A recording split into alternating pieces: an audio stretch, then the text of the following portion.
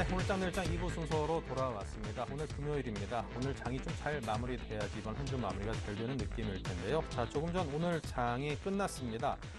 코스피는 일단 상승 흐름을 유지를 잘 해줘서 상승 마감을 했네요. 6.61포인트가 오르면서 1889.34포인트로 6.5포인트로 지금 마감이 됐습니다. 1889.23으로 거의 1890선을 회복한 채 장을 끝났다라고 보면 되겠습니다. 코스닥은 반면 오늘 좀 빠졌습니다. 4.78포인트가 하락을 했고요. 536.04포인트로 하락 마감을 했습니다. 시황센터의 김혜영 캐스터 연결하겠습니다.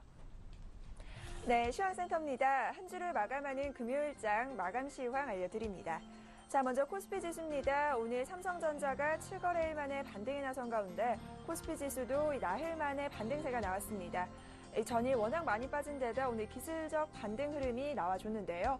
다만 이 상승폭은 그다지 크지 않은 모습이었는데 오후장 막판 들어가면서 상승세가 더욱더 강하게 이어진 모습입니다. 다만 외인 쪽에서는 오늘도 매도세가 나타났는데 개인과 기관 쪽에서의 매수 흐름, 오늘 코스피 마감 종가 살펴보겠습니다. 자, 오늘 코스피 지수 6.50포인트의 오름세입니다. 1889선에 장마친 모습입니다. 자, 이어서 코스피 수급 상황 체크해봅니다. 자, 코스피 시장 나오고 있습니다. 오늘 개인 쪽에서는 202억 원, 기관이 3천억 원 이상의 매수 우위해줬고요. 반면 외국인 전일 1조 원 가까운 투매 흐름이 나왔는데 오늘도 추가적으로 이 매도세가 나타났습니다. 3,360억 원의 매도 우위 부인 하루입니다. 이어서 코스닥 살펴봅니다. 오늘 코스닥 지수는 장중에 등락이 좀 심했습니다. 상승과 하락을 오가며 이 보합권에 머물기도 했는데 막판 들어서면서 하락 쪽으로 방향성을 튼 모습입니다. 오늘 코스닥 마감 종가 살펴보면 4포인트의 하락 흐름 536선에 장마친 모습입니다. 이어서 코스닥 수급 상황 살펴봅니다. 자, 오늘 코스닥 시장에서는 개인과 기관이 매수 우위입니다. 개인 쪽에서는 284억 원, 기관 쪽에서는 매수와 매도를 오갔는데 결국 막판 36억 원의 매수세로 장마친 모습이고요. 반면 외국인은 오늘도 팝니다. 291억 원의 매도 우위 나타낸 모습입니다. 이어서 외환시장으로 가봅니다. 자, 오늘 원달러 환율은 이 역의 NDF가 급락하자 하락으로 장 출발했습니다. 이 다음 주 열리는 미국의 FOMC 회의를 앞두고 이 양적 완화 축소 우려가 다소 진정될 수 있다라는 기대감과 함께 하락 흐름이 이어졌는데요. 다만 오후장 들어서면서 하락폭이 다소 주춤하더니 횡보세가 나타났습니다. 이 투자자들의 관망 흐름이 나타난 건데요. 특히나 외국인들의 주식 역송금과 또 결제 수요가 이 지지선을 바탕한 것으로 보입니다. 자, 오늘 원달러 환율 마감 종가 살펴봅니다. 오늘 6원 30전의 하락 흐름 1128원 10전에 장마쳤습니다. 이어서 코스피 시가총액 상위 종목 살펴봅니다. 대장주인 삼성전자 드디어 7거래일 만에 반등세가 나옵니다. 오늘 강보합권 136만 9천 원에 종가 기록했고요. 이 현대차는 오늘 약세 흐름, 기아차는 강보합권 지킵니다. 오늘 기아차가 5만 7천 원에 종가 기록한 모습, SK하이닉스 오늘도 밀리네요. 오늘 2%에 가까운 급락세 나오면서 3만 1,500원에 종가 기록한 모습입니다. 이어서 코스피 시총 7위부터 12위입니다. 삼성생명이 오늘 2%대의 상승 흐름입니다. 주당 2,500원씩 올랐고요. 신한지주가 강보합권, 한국전력 오늘 4%대의 강세 나옵니다. 이 기간 매수세에 힘입어 4거래일 만에 반등세죠. 오늘 한국전력 26,950원에 종가 기록한 모습입니다. 이어서 코스닥 시가총액 상위 종목 살펴봅니다. 대장주인 셀트리온 1%대 상승 흐름 오늘 32,950원에 종가 기록했고요. 반면 파라다이스 밀립니다. 3%대의 하락세, 서울반도체 역시 3%대의 낙폭 이어진 하루고요. 전일에는 상승세가 좋았던 GS홈쇼핑 오늘은 2%대의 하락 흐름, 주당 5,000원씩 밀린 모습입니다. 이어서 코스닥 시총 7위부터 12위입니다. 오늘 통신주의 흐름이 부진한 가운데 SK브로드밴드 역시나 밀립니다. 1%대 낙폭 5,030원에 종가 기록했고요. CJ ENM 이 장중 상승 흐름이 이어지는가 싶었는데 결국 1%대의 하락세로 장마칩니다. 이어서 파트론과 위메이드가 2%대의 낙폭으로 장마친 모습입니다. 이어서 오늘의 특징 업종 및 테마 종목 살펴봅니다. 삼성전자가 7거래일 만에 반등세가 나온 가운데 오늘 전기전자주 흐름이 양호한 모습 나타났습니다. 삼성 SDI가 3%에 가까운 상승 흐름이 이어졌는데요. 이 삼성 SDI의 경우 이 중대형 2차 전지 수요 증가로 이 향후 실적이 개선될 것이라는 기대감이 전해졌고요. 이어서 삼성전기 역시 1%대의 상승 흐름, LG이노텍 역시 1.80%, 오늘 96,300원의 종가 기록한 모습입니다. 이어서 철강주입니다. 이 외인가 기관의 매수 흐름이 들어오면서 오늘 철강주 동반 상승 흐름이 나왔는데요. 먼저 고려아연입니다. 이 가격 메리트가 부각되면서 7거래일 만에 반등 흐름, 오늘 5%대의 상승세 보이며 전일 대비 17,000원 오른 하루고요. 이어서 영흥철강이 1%대의 상승 흐름, 풍산과 현대아이스코 역시 2%대의 상승세, 고려제강 역시 흐름 좋았습니다. 5%대의 강세, 32,900원의 종가 기록한 모습입니다. 이어서 노인복지주 살펴보겠습니다. 이 미래창조과학부에서 이 치매를 예측하는 외지도를 구축한다는 소식에 오늘 대거 상승 흐름이 나타났는데요. 특히나 이 알츠하이머 병을 치료하는 개발업체인 메디프론 상한가 도달했습니다. 오늘 4,840원의 종가 기록했고요. 이어서 모나리자가 3%대 강세, 솔고바이오 역시 흐름 좋았습니다. 5%에 가까운 상승세 보이며 오늘 820원의 종가 기록한 모습입니다. 한동안 잠잠한 흐름을 보였던 안철수 테마주가 오늘 또다시 대거 상승 흐름이 나옵니다. 써니전자가 상한가 도달하는 장마친 모습입니다. 3,230원에 종가 기록했고요. 이외에 오픈베이스와 안랩이 7%, 링네트와 미래산업이 4%, 대거 강세 흐름이 이어진 하루입니다. 이어서 두산인프라코어 살펴봅니다. 중국 굴삭기 시장이 회복될 것이라는 전망에 오늘 반등세가 나왔습니다. 2%대의 강세 나오면서 12,200원의 종가 기록한 모습입니다. 이어서 위닉스 살펴봅니다. 위닉스가 이른 장마가 찾아온다는 소식에 수혜주로 꼽히면서 강세 흐름이 연일 지속되고 있습니다. 오늘 52주 신고가 또다시 경신하기도 했는데요. 6%대의 강세 흐름, 9,570원의 종가 기록한 모습입니다. 이어서 SBI 글로벌 살펴봅니다. 무상 감자가 결정됐다는 소식에 오늘 오전장에서 이미 하한가 도달했는데요. 결국 하한가 풀리지 못한 채 장마친 모습입니다. 오늘 SBI 글로벌은 408원에 종가 기록한 모습입니다. 이어서 3P 시스템 살펴봅니다. 반면 3P 시스템은 오늘 상한가입니다. 31억 원의 공급 계약을 맺었다는 소식에 상승 흐름이 강하게 이어진 하루인데요. 오늘 주당 320원씩 오릅니다. 2,470원의 종가 기록한 모습입니다. 지금까지 시황센터 김혜영이었습니다.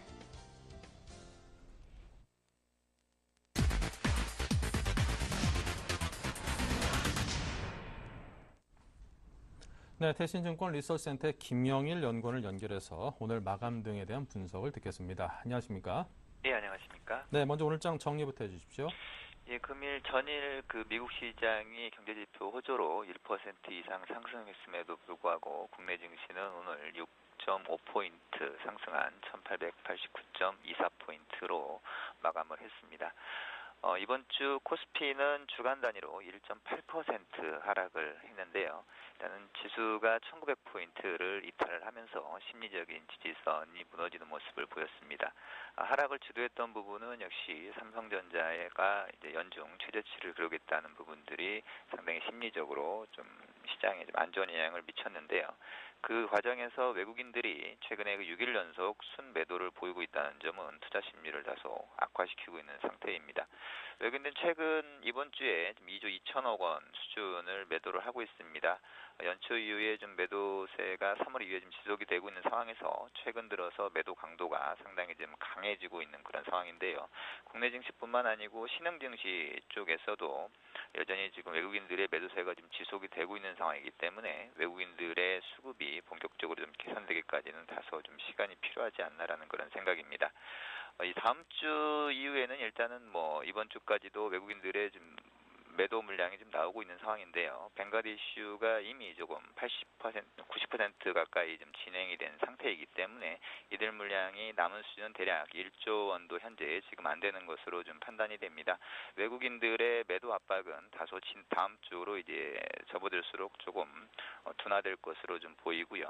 다만 이제 다음 주에는 이번 주에 코스피의 하락에 따른 코스피의 기술적인 반등이 가능하지 않을까라는 그런 생각입니다.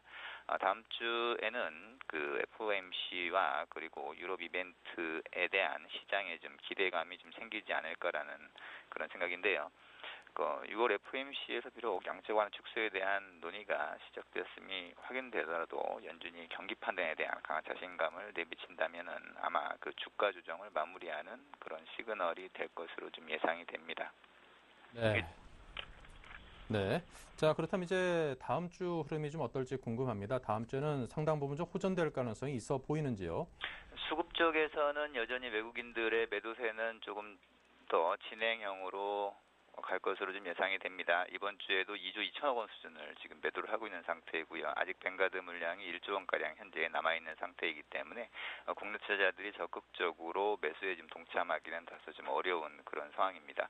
하지만 이제 지수 자체가 PBR 1배 수준까지 현재 지금 내려온 상태이고 단기간에 2,000포인트 이상에서부터 100포인트 이상 지금 하락한 상태이기 때문에 지금 기술적 반등을 좀 기대해 볼 만한 그런 시점인데요. 앞서 말씀드린 대로 미국 FOMC 회의에 대한 부분들이 아마 시장에 이제 반전 포인트가 될 것으로 예상되고요. 더불어서 이제 유럽 쪽에서 EU 정상회담이 개최될 때까지 유럽에 대한 기대감이 좀 커질 것으로 좀 예상을 하기 때문에 현재 지수대에서는 다소 조금 기술적인 반등을 겨냥한 전략이 좀 바람직하지 않나라는 그런 생각입니다. 네. 자, 이제 뭐 시장의 분위기를 좀 반전시킬 가장 이슈가 있다면 FOMC 회의가 아닌가 싶습니다. 그에 대해서는 어떤 전망을 하십니까? 일단 뭐 여러 가지 시나리오를 생각을 해볼 수 있겠지만 FOMC 회의가 이번에 주식시장에 단기적인 저점을 형성하는 긍정적인 효과를 나타낼 것으로 예상을 합니다. 5월 FOMC 의사록에서 6월부터 양적 완화 축소 논의를 시작해야 한다는 언급이 사실은 시장의 하락을 이끌었었던 본격적인 원인이 되었었는데요. 결국 이번 조정이 마무리되기 위해서는 그 FOMC에서 나왔었던 이런 그 양적 완화 축소에 대한 이야기가 다소 좀 강한 그 시그널이 좀 나와줘야지만이 실마리가 좀 풀릴 것으로 보고요. 6월 FOMC에서는 주식시장의 상당폭 하락에 따른 부분들이 다소주고 부담으로 작용할 수 있다는 부분들을 보게 되면은 현재 그 FOMC 회의가 국내 주식시장에 다소 긍정적인 영향을 주지 않을까라는 그런 생각입니다. 네, 알겠습니다. 잘 들었습니다. 지금까지 대신증권의 김영일 연구원이었습니다. 감사합니다. 감사합니다. 네, 이어서 오늘장 수급 분석합니다. 샘플러스의 김현근 멘토입니다. 안녕하세요. 네, 안녕하세요. 네, 오늘 수급 그리고 업종별 특징 정리 부탁드립니다. 예, 오늘 코스피는 소폭이나마 물론 이제 장 초반에 상승 출발해서 좀 음봉이 형성이 됐지만 0.3% 정도 반등 마감이 됐고 코스닥 같은 경우는 좀 하락 마감이 됐는데 일단 오늘 뭐 좀 차트를 좀 보시면 일단 뭐 상당히 단기간에 가파르게 좀 하락을 했습니다. 최근에 사실 뭐 가장 얘기가 나올 수 있는 부분은 이제 밸류 매력에 대한 부분을 얘기를 할 수밖에 없는 그러한 상황인데 뭐 그만큼 이제 시장의 어떤 상승에 대한 모멘텀을 얘기할 수 있는 거리가 지금 없는 상황이죠.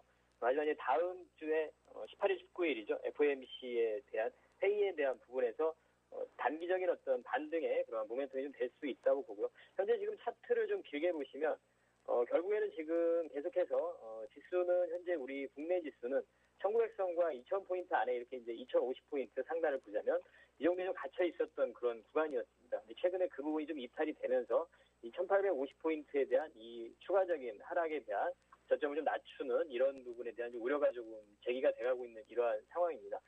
지금 현재 외인들의 매도의 그런 상황을 봤을 때는 그러할 가능성도 좀 있다고 봅니다. 하지만 다음 주에 FOMC를 앞둔 상태에서 현재 지금 차트로 기술적인 부분도 봐도 그렇고요. 이제 단기적인 어떤 반등을 좀 나타날 수 있는 구간이 되기 때문에 다음 주에는 2차적인 단기적인 좀 반등을 줄 수 있는 그런 구간인 것 같습니다. 일단은 이번 주에도 계속 이번 주 초부터 제가 계속 말씀드리지만 투자자들 같은 경우 계속 관망의 그러한 흐름, 그런 전략을 말씀을 드리고 있습니다. 현금을 가지고 있다면 계속 현금을 보유를 하시고 있는 게 좋을 것 같고요. 저점을 잡겠다고 매수에 가담하는 것보다는 조금 더 좀 지켜볼 필요가 있다고 생각을 합니다. 업종별로는 물론 좀 차이는 있습니다. 지금 현 구간에서도 약간 좀 우리가 관심을 가지고 좀 담을 수 있는 그런 업종은 좀 분명히 있다고 생각을 하는데요. 그 부분은 일단 종목에 대한 부분을 좀 얘기를 하면서 또 언급을 좀 하도록 하겠습니다. 그리고 현재 지금 코스닥 같은 경우는 코스닥도 지금 오늘 이 전저점이 좀 이탈되면서 좀 마무리가 됐습니다. 좀 위협하면서 마무리가 됐는데 그동안에 이러한 상승 추세를 좀 이탈이 된 모습이죠. 그래서 지금 코스닥 같은 경우도 조금 약한 약세 흐름을 좀 보여주고 있는데 최근에 이제 외인들의 이러한 매도, 거기에 또 기관들도 뭐 그다지 매수를 또 가담하지 않다 보니까 약한 흐름을 보여주고 있는데, 추후에 다음 주에 이제 그런 단기적인 반등 이후에 조금은 종목별로의 움직임이 더 나타나지 않을까 좀 예상을 하고 있습니다. 이런 외인들의 우리 시장을 대표하는 삼성전자의 매도세를 봤을 때 외인들의 매도를 그래도 조금은 좀 피해갈 수 있는 좀 규모가 작은 중소형주라든가 이런 쪽에서의 움직임들이 더 활발하게 나타나지 않을까 좀 생각을 해봅니다. 좀 더 구체적으로 업종별로 좀 살펴보도록 하겠습니다. 오늘 같은 경우도 지금 현재 일별로 보면 외인들이 지금 6거래일 연속 매도를 하면서 3조 원이 넘는 매도세를 좀 보여줬습니다. 그 부분을 기관의 매수가 계속 저가 매수라든가 이런 부분에 가담을 하면서 방어를 해주면서 투신을 중심으로 해서 계속해서 하고 있지만 좀 역부족인 그러한 상태입니다. 워낙 삼성전자를 중심으로 해서 상당히 좀 하방의 압력을 계속 주고 있는 상황인데, 좀 더 구체적으로 업종으로 오늘 좀 보면 대체적으로 외인들 같은 경우 다 거의 모든 업종을 다 매도를 했습니다.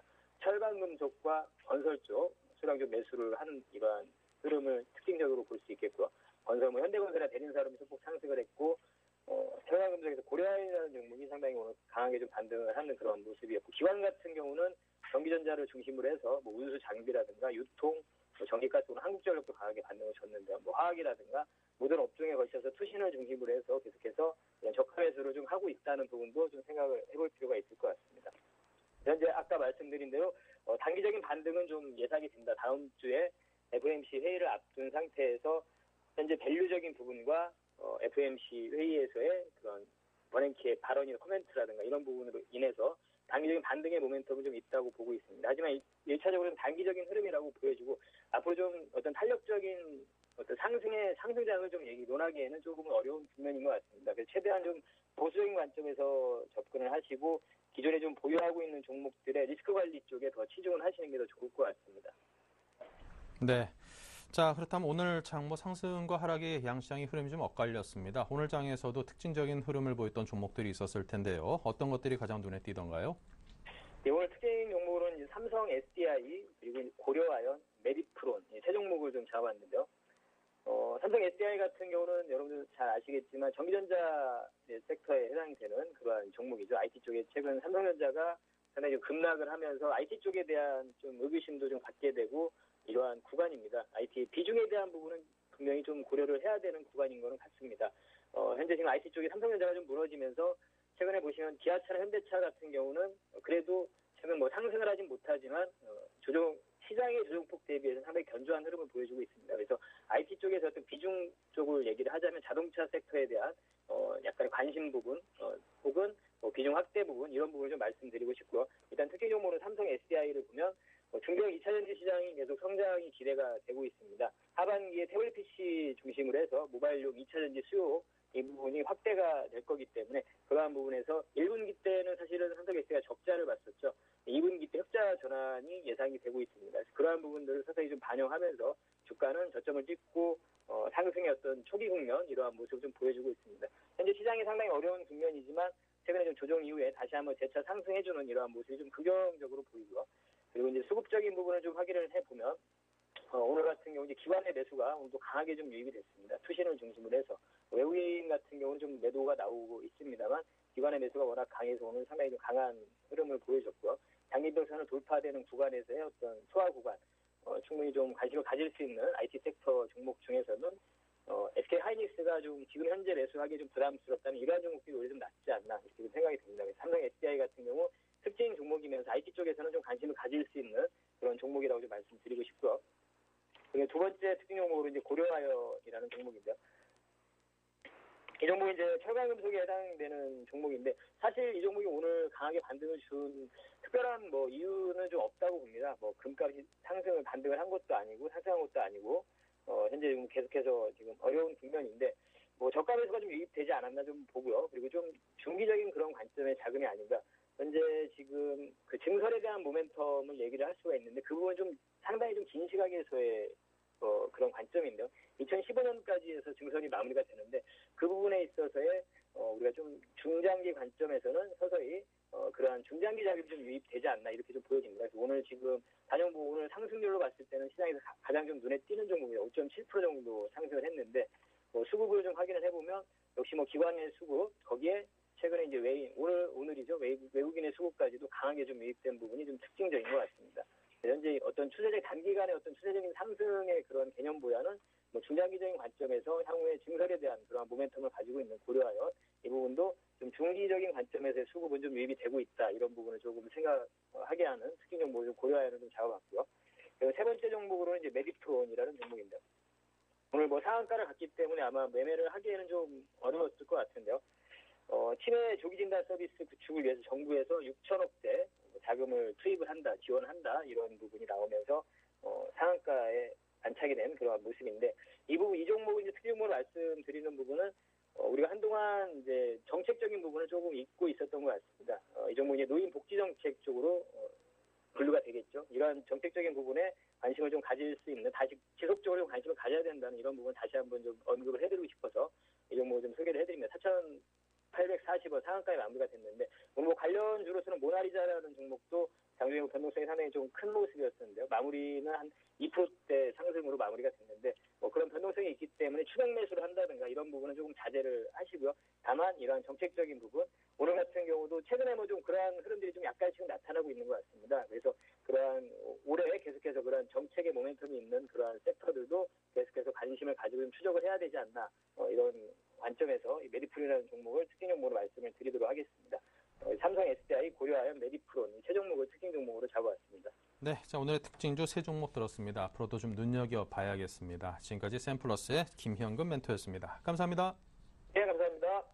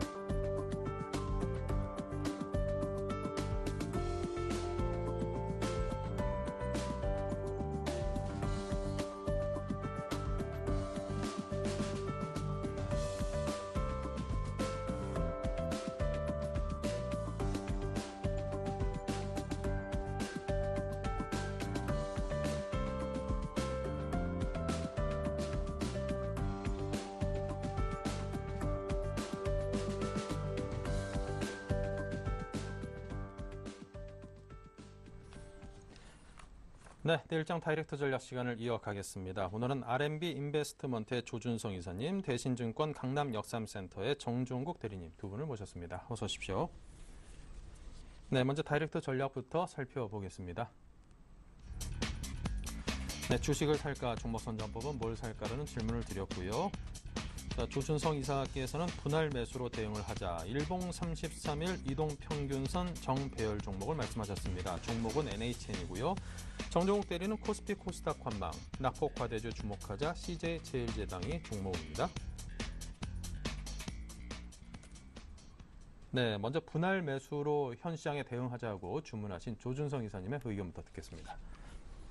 네, 일단은 제가 계속해서 1900선 아래라든지 1900선 부근에서는 분할 매수를 계속 말씀을 드리고 있는데 시장에 있어가지고 이번 달 전 세계적인 증시에 있어가지고 월봉으로 접근을 해야 된다고 특히 5개월짜리 월봉 평균이 이번 달에 마감이 됩니다. 그럼 아직까지 2주가 남아있기 때문에 그걸 기준해가지고 지금의 저점에서 위로 반등이 가게 되면 아래꼬리가 되면서 월봉을 지키겠죠. 그렇기 때문에 2주간을 더 지켜봐야 되고 여러분도 아시겠지만 상반기 내내 말씀드리지만 뱅가드 펀드로 해가지고 외국인 수급을 제가 누누이 말씀드렸는데 이제 그 부분은 어느 정도 이제 요즘 최근에 계속해서 매도가 많이 나와가지고 어느 정도 조금 이제 해소가 되고 있는 거죠.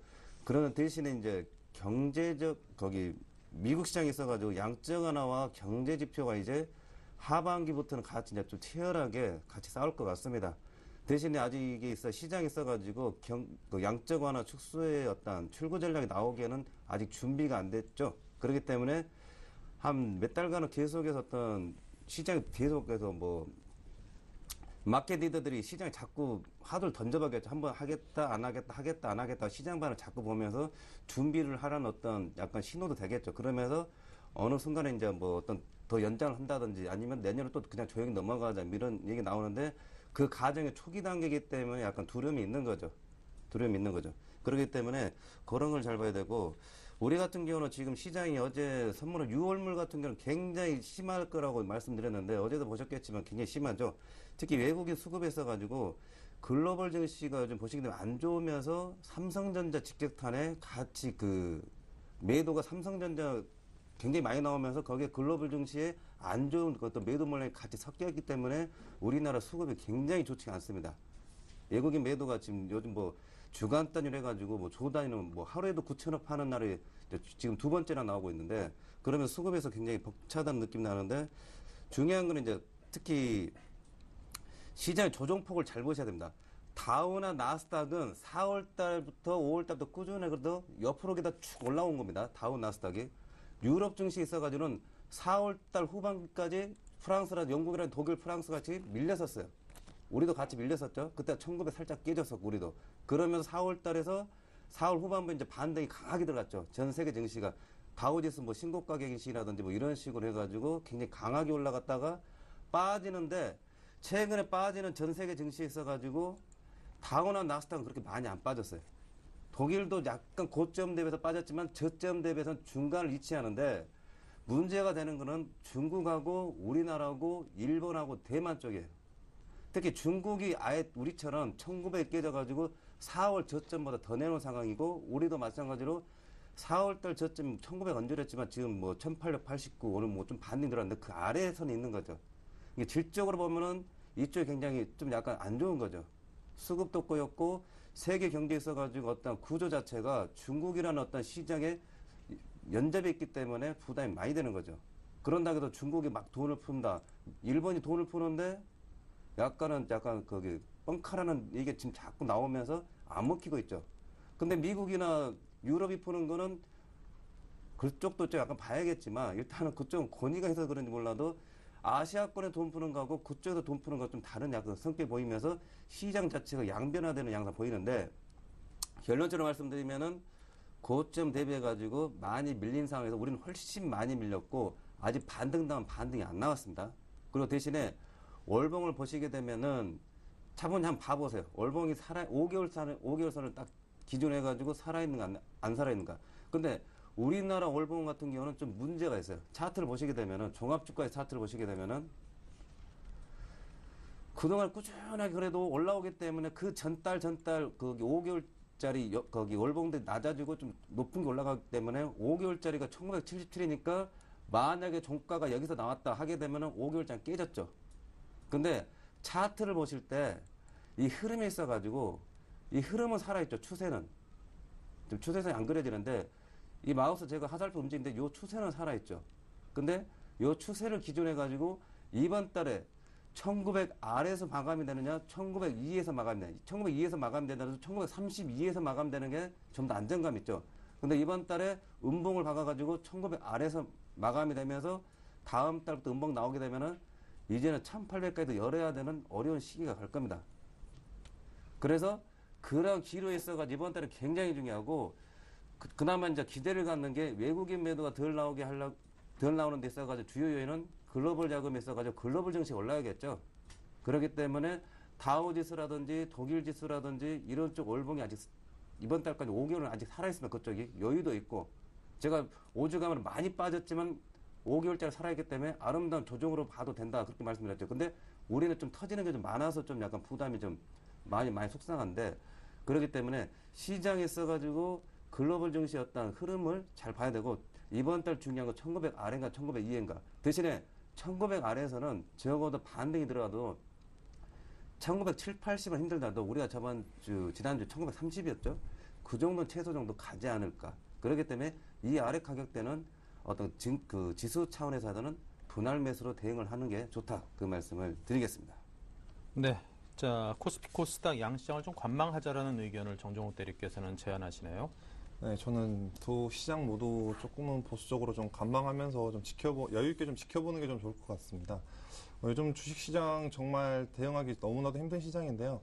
5월 말까지만 해도 코스피 지수가 2,000포인트 위에서 움직일 거라고 다들 예상을 했었고, 2,000을 지지하느냐 못하느냐가 관건이었었는데, 불과 2주 만에 지금 이제 1,900선이 이제 1,900선이 무너지고 1,800선 이제 하단이 어딘지를 이제 찾고 있는 그런 과정 중에 있습니다.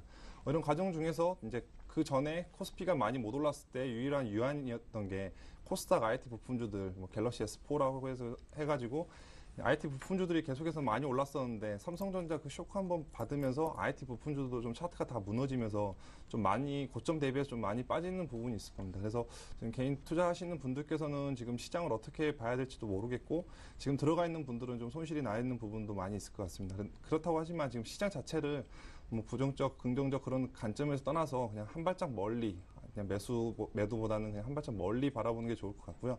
일단 아까 조윤선 이사님께서 다 말씀했듯이 지금 수급적인 측면이 너무나도 안 좋습니다. 수급을 보시면 6월 7일 JP모건이 이제 삼성전자에 대해서 안 좋은 보고서를 낸 이후에 외국인이 9조 원 그리고 또 6월 13일 날 9천억 가까운 그 금액을 순매도를 했는데 이런 부분들이 계속해서 지속되게 된다면 뭐 지수가 1,900이건 1,800은 아무런 의미가 없어질 것 같습니다. 1,800, 1,900 그런 지수가 의미가 있으려면 일단은 외국인들 순매수가 들어오고 단기간에 얼마만큼의 자금이 들어오냐가 중요한데 지금 현재 양적 완화라는 그런 이슈, 양적 완화 촉소라는 그런 이슈 때문에 지금 외국인 자금이 쉽게 들어올 것 같다는 그런 생각은 많이 들진 않고요. 지금 중국이라든가 일본 시장 자체도 지금 우리나라 증시만큼 좀 많이 빠지고 있는 상황입니다. 이런 상황에서 이번 주 시장 자체에서는 좀 관망하면서 다음 주에 있을 FOMC 그런 그 회의를 좀 지켜보면서 매수 타이밍을 좀 잡으면 좋지 않을까라는 좀 생각을 하고 있고요. 어찌됐건 지수를 올리고 2,000포인트까지 가기 위해서는 삼성전자가 올라줘야만이 지수가 같이 올라갈 수 있습니다. 그렇기 때문에 그 매수 타이밍을 잡는 데 있어서 삼성전자에 대한 외국인 매도가 언제 진정되는지를 한번 지켜본 다음에 이렇게 매도를 하는 것도 나쁘진 않을 것 같습니다. 네. 자, 계속해서 종목 선정법 보겠습니다. 조준성 이사님. 요즘엔 뭐 계속 말씀드리지만 식품주도 많이 깨지고 종목이 있어가지고 삼성중공업 올라가는데 현대중공업은 계속 밀리고 있는 양상을 보이고 있죠. 그리고 휴대폰 부품주도 어느 거는 잘 버티는데 어느 거는 빠지는 양상 보이고 있습니다. 특히 삼성전자 JP모건 보고서 보게 되면은 뭐 어떤 마켓에 대한 어떤 시장의 어떤 거기 스마트폰에 대한 시장의 어떤 우려가 이제 많이 나오는 거죠. 만약에 삼성전자가 빠지고 삼성전자하고 애플컴퓨터가 경쟁업체인데 한쪽이 빠져가지고 한쪽이 잘 나간다 하게 되면은 시장 자체는 괜찮다는 거죠. 근데 최근 애플컴퓨터 보더라도 빌빌 비고 있습니다. 그런데 삼성전자 빠지고 있죠. 스마트폰 시장 자체가 안 좋기 때문에. 그러면서 전에도 말씀드렸지 스마트폰 부품 회사에 있어가지고도 이제 좀 약간 출하량이 있어가지고 문제가 생긴다는 거죠. 대신에 글로벌 어떤 납품 회사가 좀 약간 거기 공급을 많이 다양하게 그 거래처를 갖고 있는 데는 낫다는 거죠. 거기 있어가지고 그래프로 접근을 할 때 휴대폰 부품 중에서 파트론이라는 회사가 있습니다. 제가 33일선 이동평균선을 말씀드렸는데 이 녹색선이 있죠. 파트론 1조 원짜리 시가총액 1조 원짜리인데 최근에 이 고점 2만 6천 많이 밀려가지고 2만 원 기준에서 이 아래 반등 들어가면 2만 뭐 1,500원 이상 갔다가 뭐 살짝 깨졌다가 이런 양상 보이죠. 이 지그재그도 괜찮은데 좀 밀려나보게 되면 좀 부담이 되는 거죠. 그러면 33일선 기준에 깨진 종목이죠. 이건 60일선도 깨졌고. 그러면 KH바트를 보여드리겠습니다. KH바트는 고점 대비해가지고 저번에 거기 지난주 금요일날 박살날 때 많이 밀렸다가 그래도 나름대로 만들어놨죠. 이 녹색선을 살려놓고 있죠. 이 녹색선 위에 있으면은 그나마 경쟁력이 있다고 봐야겠죠. 그렇기 때문에 그런 부분을 해가지고 약간 좀 옥석을 좀 가리는 게 어떨까 좀 참고로 이제 말씀드리는 거고 종목에 써가지고 SK 하이닉스 보시면은 요 종목 같은 경우는 이 녹색선이 밑에 있죠. 그리고 많이도 안 빠지고 삼성전자로 치면 아니 반도체 주식 해가지고는 양호한 모습 보입니다. 계속 나가는 모습 보죠. 특히 해외 차트 반도체 지수를 보게 되면은 다우존스 기준으로 해가지고 필라델피아 반도체 지수인데 녹색선이 살아있죠. 이것도 33 이동평균선입니다. 33일 이동평균선은 보통 외환 딜러들이 이제 많이 쓰는 33자 숫자를 많이 쓰는데 우리나라 같은 이제 글로벌 이제 외국인 이제 수급이 많이 있기 때문에 그 이제 숫자가 잘 맞죠. 특히 큰 종목일수록 이제 33의 어떤 숫자를 단기 중기선에 있어가지고는 흐름에서 이제 굉장히 중요한 척도로 보는데 요즘에 이러한 선들을 위주로 해가지고 움직이지 않나. 특히 삼성이 했을 때도 제가 말씀드리는데 보시게 되면은 삼성전기가 5월 달에 지난달에 삼성 S대하고 삼성전기가 많이 올라가는데 삼성 S대가 훨씬 많이 올라갔죠. 근데 삼성전기보다는 S대가 훨 낫다는 게 33선 이했기 때문입니다. 그렇기 때문에 제가 뭐 13만 5천 원과 14만 5천 원 지그재가 가능하다는 거죠. 이런 종목들이 자꾸 없어지는데 그나마 이런 쪽에서 단기 매매를 하는 거죠. 이왕이면 대형주에 있어가지고. 또 마찬가지로 SK텔레콤도 말씀드리고 LG유플러스 말씀드리죠. 33선을 이렇게 녹색선을 지지하면서 전고점 돌파에 대한 기대가 나오고 또 전고점을 돌파하는 뭐 이런 또 운도 나오는 거죠. 또 더 갈까 안 갈까 이제 봐야겠지만 되도록이면 이런 쪽이 괜찮다는 거죠. 또 작은 종목이 있어가지고는 뭐 유비코스 전에도 뭐 추천한 종목 6천원도 추천했는데 333선을 지키면서 꾸준하게 가려는 약간 저포 종목들이 있습니다. 어떤 테마군에 속해 있지 않지만 그동안에 어떤 약간 밀려 있어가지고 테마에 밀려 있어가지고 저평가된 종목들 이것도 포가 뭐 한 7, 8밖에 안 되는데 이런 종목도 이제 위주로 공략을 할 수밖에 없는 거죠. 그렇기 때문에 시장에서 이제 지수로 대응할 때는 뭐 지난주 추천한 코덱스 네버리 쪽으로 공략을 하시는 게 좋고 단기 전략이 있어가지고는 일단은 지수에 있어가지고는 이런 좀 살아있는 종목들 위주로 해서 매매하시는 게 이러한 종목들이 아래쪽 하단 들어갈 때 삼성 S대 기준에 가지고 그런 폭들이 지그재그 움직이는 것들이 좀 무난하게 안전하다는 거죠. 다음 주도 그런 쪽이 좀 괜찮다고 말씀을 또 드리겠습니다. 네, 자 다음 정종욱 대리님은 낙폭 과대주요. 네, 지금 코스피, 코스닥 양 시장을 좀 관망을 해야 된다는 그런 시각을 견지하고 있는데 지금 종목 선정 방법에 대해서는 어떻게 해야 될지 좀 고민을 많이 했었습니다. 근데 결론은 낙폭 과대주에 대한 매수 관점을 갖는 게 가장 좋을 것 같습니다. 지금 식품주들 이런 업종들이 음식료 업종들이 지금 남양유 사태부터 해가지고 CJ의 그런 비자금 뭐 이런 악재들 때문에 좀 많이 빠지는 경향이 좀 있는데요. 일단 이런 업종들이 좀 많이 빠졌다고는 하지만 결국 뭐 지수가 가고 뭐 그러기 위해서는 지금 수출 업종들 이런 업종들이 좀 가기 위해서는 대외 경제 여건이 좀 많이 개선이 돼야 되는데 아직까지는 뭐 유럽이라든가 뭐 중국 이런 경제 쪽 그런 쪽이 경제가 좀 개선되거나 그럴 기미가 잘 안 보이기 때문에 일단은 뭐 지수가 반등하고 우호적으로 외국인 자금이 좀 들어오고 그렇게 되다 보면은 지금까지 좀 외국인들이 매도를 많이 하고 있는 음식용 업종, 그중 좀 많이 빠지고 있는 업종들에 대해서 좀 관심을 가지면 좀 좋을 것 같습니다. 그리고 또 개별 종목에 대해서는 항상 이렇게 관심을 가져야 되는 게 그전에도 추천했던 사파이어 테크놀로지 같은 경우는 지금 투신권에서 계속해서 매수가 들어오고 있고요.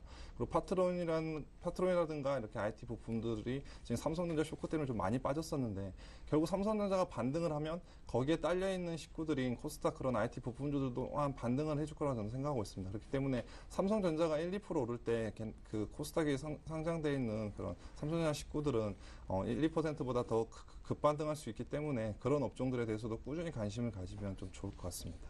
네. 자, 그렇다면 이제 다음 주에 이 두 분의 전문가는 뭘 살지 또 궁금합니다. 조 이사님은 NHN이네요. 네, 제가 앞에는 이제 33일 이동평균선이 살아있는 종목이라고 이제 말씀드리는데 NHN은 그 아래에 게 깨진 거예요. 일봉상 보시게 되면은 NHN이 깨져 있는데 차트를 볼 때 모든 걸 차트를 그냥 기준대로 보면 안 됩니다. 이 종목은 이 차트에 맞고 이 차트는 이런 업종에는 맞고 그렇기 때문에 그런 그 차트 구별할 줄 알아야 됩니다. 차트가 안 맞는 게 아니라 차트가 맞는 쪽이 있고 이거를 운영을 할 줄 알아야 됩니다. 그럼 NHN 같은 경우는 지금 월봉상 보기도 꾸준하게 올라오면서 최근에 고점 대비해가지고 32만 원을 최근에 지난 5월 달에 찍었죠. 32만 원 이제 신고가 나오면서 지금 고점 대비해 한 10% 이상 이제 밀린 상황인데 추세적으로 보시게 되면은 이 녹색선을 깨고 내려갔죠. 60일선도 깨져가지고 이제 막 깎겠다 생각을 할 수가 있는데 시장이 1900선이 깨진 상황입니다. 그러면 이 종목 같은 경우는 아직도 요걸 기준에서는 한 2000 부근선입니다. 이 종목 같은 경우는. 자, 옛날에도 현대차 살 바에는 NHN이 훨씬 낫다고 말씀드리는 게 이렇게 꾸준하게 거기 외국인이 매도하지만 최근에 계속 매도하지만 꾸준하게 사도로는 관리하는 쪽이 있는 거죠. 근데 이러한 것들은 이동평균선을 떠나서 아래쪽 이런 추세들을 이어가지고 추세가 살아있는 거죠. 그리고 월봉을 보시게 되면은 아직 결론 안 났습니다. 이번 달에. 5개월선이 28만 4,400원인데 이에서만 끝나면은 다음 달 또 양봉 나오게 되면 또 30만 이상 가는 거죠. 그렇기 때문에 이 종목 같은 뭐 최근에 뭐 NH 뭐 네이버법이라든지 뭐 시장 지배력 있는 이런 그 독점이죠. 거의 다 네이버가 꽉 잡고 있는 거죠. 그런 부분에서 뭐 규제라든지 뭐 어떤 뭐 세금을 더 물린다든지 뭐 이런 얘기 나오는데 현실적으로 그게 바로 적용되기는 굉장히 무리수가 많습니다. 대신에 그런 우려감이라든지 지수의 어떤 부담, 지수 하락으로 해가지고 같이 내려가는 부분이 있기 때문에 이러한 부분들이 내려와가지고 이러한 것들이 이제 조금 저가 매수에 좀 힘이 저가 매수에 어떤 메리트가 있고 이러한 계열들이 SK텔레콤이나 LG유플러스, NHN이랑 같은 색깔로 본다 제가. 그렇기 때문에 내려왔지만 낙폭으로 인한 어떤 메리트를 느끼시고 만약 28만 원 깨져갖고 27일 내려간다. 이거 다 매수구에 생각하십시오. 적어도 29에서 30 정도는 다시 이번 주나 다음 주나 다다음 주에 이번 달 볼 수 있을 걸로 생각하기 때문에 빠지는 거는 저가 메리트로 생각하시고 대신에 많이 빠지게 되면 29만 원, 30만 원 가는 게 좀 더 들이겠죠. 아니면 30만 원 못 갈 수도 있고 단기적으로는 그런 부분이 있기 때문에 손절미 없이 일단 빠지는 쪽으로 일단은 이 구간 28과 27 사이는 매수구간이다. 그렇게 말씀을 또 드려보겠습니다. 네. 자, NHN에 대해서 말씀을 드렸고요. 정종훈 대리께서는 CJ제일제당에 대해서 오늘 준비를 하셨습니다. CJ그룹 전반적으로 요즘 좀 어려움을 좀 겪고 있는 상황인데요. 네. 좋은 기회일 수도 있겠죠. 네, 일단 CJ 그룹 자체가 작년부터 올해 초까지 가장 핫한 종목이었습니다. CJ를 비롯해서 CJ 오쇼핑, CJ ENM, CJ CGV 모든 CJ 관련된 그런 종목들이 좀 핫한 종목이었는데 CJ 비자금 수사로 인해서 CJ 관련주들이 좀 무더기로 좀 많이 빠지는 그런 경향이 좀 있었습니다. 하지만 그런 부분들이 조금씩 진정이 되면서 지금 CJ 관련주들, CJ ENM이라든가 CJ CGV 이런 것들이 좀 진정이 되면서 조금 반등을 해주는 모습을 보이고 있습니다. 그에 더불어서 CJ 제일제당도 좀 많이 빠졌었는데 그에 상응해서 조금씩 반등이 나올 걸로 좀 봐지고 있고요. 지금 계속해서 투신꾼들이 CJ 제일제당에서 대해서 계속 매수가 들어오고 있기 때문에 외국인에 대한 매수가 조금씩 들어오고 CJ에 대한 그런 검찰 수사가 비자금 수사가 정치권으로만 확대되고 그 이슈들이 계속해서 부각되지만 않는다 그러면 충분히 CJ 사업적인 가치적으로 봤을 때는 크게 나쁘진 않아 보이고요. 일단 CJ가 지금 그런 비자금 수사 때문에 지금 좀 난항을 겪고 있는데 CJ 제일제당이 최근에 공장을 하나 폐쇄했습니다. 어저께 필리핀 자일로스 공장을 폐쇄한다고 좀 발표를 했었는데요. 일단 자일로스 공장은 그 자일리트 껌이라는 그 유명한 껌을 만드는 원재료를 만드는 그런 회사입니다. 하지만 이 공장이 계속 적자가 나오고 있기 때문에 좀 사업을 철수를 했는데요. 최근에 CJ 제일제당이 계속해서 그 수익이 안 나는 사업에 대해서는 좀 철수를 하는 그런 모습을 보이고 있습니다. 뭐 카레 사업이라든가 홍삼 사업, 그리고 고춧가루 사업, 그리고 레스토랑트라는 즉석식 사업 같은 거를 수익이 안 나는 사업들을 점점 철폐를 하고 있는데요.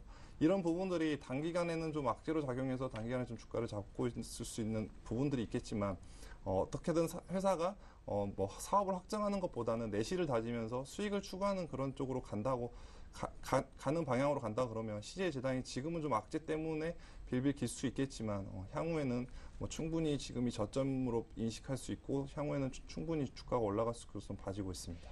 네, 알겠습니다. 자, 그렇다면 뭐 이런 사업 구조 조정을 통해서 앞으로 더욱더 내실 있는 회사로 변동할 수도 있을 텐데요. 가격은요? 일단 가격은요, 뭐 시초가에서 일단은 내일 시초가에서 한번 매수를 한번 해봐도 될 것 같고요. 일단은 뭐 손절가는 한 27만 원 정도로 잡아봤고요. 어차피 지금 CJ 제일제당이 좀 많이 빠졌기 때문에 목표가 같은 경우는 큰 의미는 없을 것 같습니다. 일단 한 10% 정도 이 정도까지만 이렇게 잡으면 좋을 것 같고요. 지금 CJ 제일제당은 차트상으로 설명할 수 없는 그런 부분들이 지금 대외 변수, 대내 변수들이 많이 있기 때문에 일단은 좀 지금 최근에 지금 CJ 제일제당이 계속해서 횡보하면서 밑바닥을 좀 다져가는 그런 모습 보이고 있기 때문에 뭐 큰 목표가나 뭐 차트상으로 설명드릴 수 있는 그런 부분들은 좀 제한적인 것 같습니다. 네, 알겠습니다. 자, 계속해서 AS 해보겠습니다. 조희선님의 코덱스 레버리지 하락세를 보이고 있네요. 일단은 많이 빠지는 쪽에서 사 모으는 쪽으로 피라미드 이제 분할 매수를 말씀드리고 있습니다. 그렇기 때문에 11,000원 이하부터는 굉장히 메리트가 많죠. 이제 이번 같은 경우는 좀 약간 시장이 있어가지고 좀 흐름이 좀 묘한 게 있는데 그래프상으로 이제 말씀드리면은 앞으로 지수에 있어가지고 이 5일선 이동평균 보면 11,170원입니다. 그러면은 1,900 또 언저리 올라가게 되면 또 두드러 맞겠죠. 근데 다음 주 코스에 써가지고 이 까만 선이 저항선이 될까 아니면은 옆으로 행보를 해가지고 이게 밑으로 깔아 내려가는 걸 잘 보십시오. 많이 깔아 내려가고 반등 들어가면은 11,500원. 그렇게 되면은 1930 지난주 금요일 정도 이번 주 쭉쭉 내내 빠졌죠. 요거를 그냥 회복할 수 있는 거죠. 요 구간에서 이제 생각을 해보는 거죠. 대신에 요 아래 구간은 내려갈수록 이제 분할이기 때문에 제가 11,500원, 1500원까지 그냥 확 열어놓으라 하겠습니다. 어떻게 될지 모르니까. 삼성전자 충격이 이번 주 어떻게 될지 모르겠는데 많이 왔죠. 그렇기 때문에 계속해서 아래쪽은 분할 매수 전략이고 대신에 다음 주 전략에 있어서 목표 가격을 11,500원 잡을지 뭐 지난주에 11,900원 뭐 잡았는데 이 현재 약간 벅차더라도 11,500원 기준해가지고 위로 팔 건지 아니면 적당히 팔 건지 이제 생각을 해보는 거죠. 그게 다음 주 코스, 다다음 주 코스가 될 겁니다. 그렇기 때문에 빠질 때는 그냥 뭐 좋은 가격이다, 나폭이 많이 빠지는구나 그렇게 생각을 하시고 매수 접근이고 올라갈 때는 이제 봐가지고 적당하게 이제 이익 실현을 한다 그렇게 대응을 하도록 하겠습니다. 네, 자 그리고 2주 전에 추천하셨던 이지바이오는 손절가 터치입니다. 네, 일단 이지바이오 주가가 좀 많이 빠졌었는데요. 일단은 뭐 이지바이오 빠진 거에 대해서 뭐 변명할 그런 건 없어 보입니다. 일단은 손절 라인 부근에 왔기 때문에 일단 손절을 하는 게 맞는 것 같고요. 일단은 뭐 다시 그런 매수 관점을 유지한다는 그런 시각은 여전합니다. 왜냐하면 이지바이오가 좀 주가가 많이 빠졌었는데요. 일단 수급적인 측면을 보면 지금 이지바이오에 대한 매수가 투신권에서 계속해서 들어오고 있습니다. 지금 오늘 또 한 7,000주 정도가 들어왔는데 투신권에 대한 매수가 계속해서 들어오고 있는 상황에서 지금 주가가 좀 빠지고 있기 때문에 투신권이 뭐 계속해서 매수를 하고 있다는 것은 단기적으로 충분히 주가가 빠지고 있다는 그런 신호를 가지고 있고요. 그리고 지금 투신권이 가지고 있는 곳에서 지금 차익 실현했던 물량들이 그렇게 많지는 않습니다. 거의 나오진 않는 상황이기 때문에 아직까지도 투신은 이지바이오에 대한 관점을 좀 긍정적으로 바라본다고 좀 봐질 수 있고요. 그리고 외국인 또한 오늘 한 10만 주 정도 좀 매도가 나왔는데 외국인 또한 아직까지는 매수하는 거에 비해서 아직 매도가 많이 나오지 않기 때문에 지금 수급적인 측면이나 이런 쪽으로는 좀 아직까지는 뭐 양호하지 않나라는 생각을 좀 하고 있습니다. 네, 자 이렇게 해서 종목에 대한 AS까지 마쳐봤습니다. 두 분께서 오늘 말씀하신 다이렉트 전략 다시 한번 정리해보죠.